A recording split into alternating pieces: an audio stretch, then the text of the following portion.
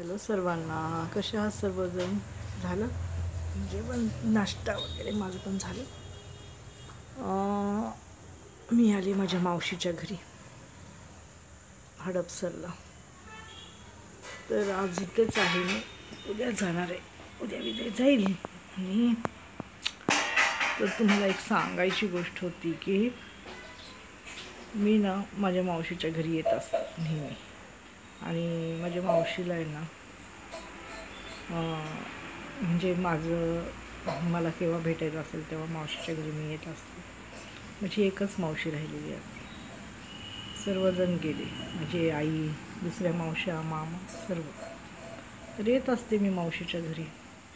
आणि मावशी पण मला हक्काने बोलवत असते की ये ग, खूप दिवस झाले आली नाही.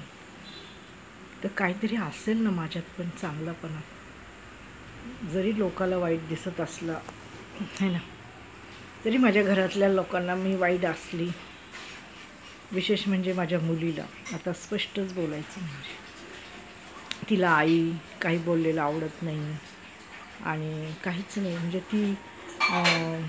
तिला सर्व गोष्टी तिच्या मनाप्रमाणे झाल्या. पण काही गोष्टी अशा असतात की त्या मोठ्यांनी सांगाव्या लागतात की इथं बाई चुकलं, इथं हे झालं, तिथं ते झालं. तर तिला भयंकर राग येतो माझा, काही बोलायचंच नाही आणि चांगलं काही सांगायचंच नाही. तिच्या दृष्टीने सर्व वाईट आहे. तर असं आहे बघा, हल्लीच्या मुलांना काही सांगायची सोयच नाही. पण काही लोक खूप ऐकतात बरं का. त्यांना जर सांगितलं ना आपण की हे चुकलेलं आहे बरं का, हे तर चूक, तर ते परत करत नाही. ते म्हणतात हो हो बरं आता झाली, आता ह्याच्यानंतर असं होणार नाही. आणि बरं झालं तुम्ही आम्हाला सांगितलं. आयुष्यामध्ये अनुभवाची शिदोरी आहे. आपल्याचा अनुभव आहे की अरे हे असे केल्याने असं होतं, तसं केल्याने तसं होतं.